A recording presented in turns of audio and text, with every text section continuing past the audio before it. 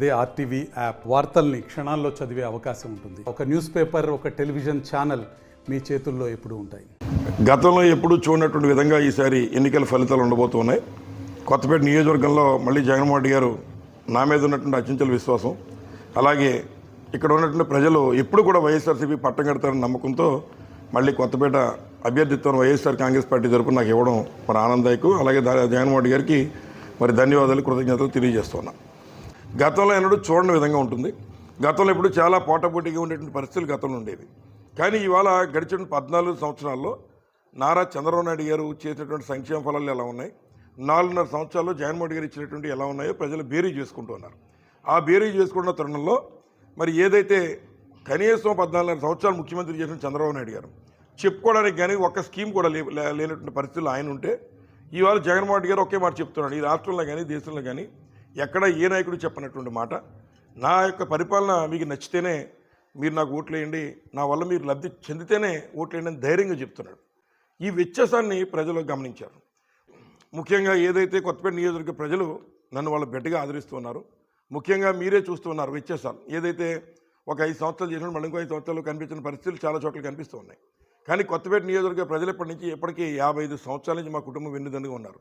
అంటే నేను ఏదో ఒక నాయకుడే కాదు, కొత్తపేట నియోజకవర్గ ప్రజలు నన్ను కానీ జగన్మోహన్ గారిని కానీ వాళ్ళ కుటుంబంలో పుట్టినటువంటి బిడ్డగా భావిస్తున్నారు. అదే రేపు మాకు గెలుపుకి బావుట అవుతుంది.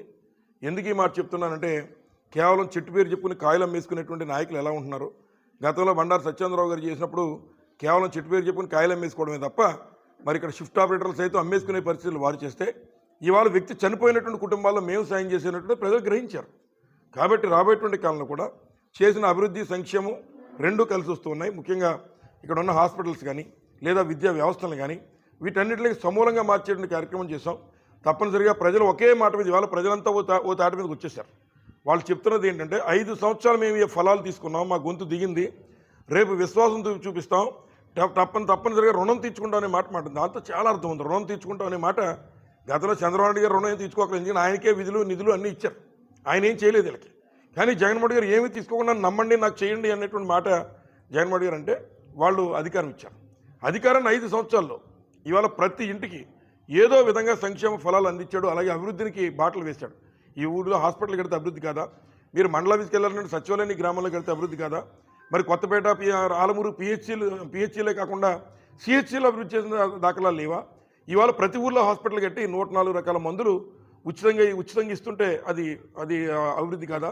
16 రకాల టెస్టులు ఉచితంగా చేస్తుంటే అది అభివృద్ధి కాదా? ఒక డయాలసిస్ సెంటర్ కొత్తపేటలో ప్రారంభం కాబోతుంటే అది అభివృద్ధి కాదా అని మేము అడుగుతున్నాం. మరిన్ని వీడియోస్ కోసం ఛానల్ ని సబ్స్క్రైబ్ చేయండి, లేటెస్ట్ అప్డేట్స్ కోసం వాట్సాప్ ఛానల్ ని ఫాలో చేయండి అండ్ లింక్ డిస్క్రిప్షన్ లో ఉంది.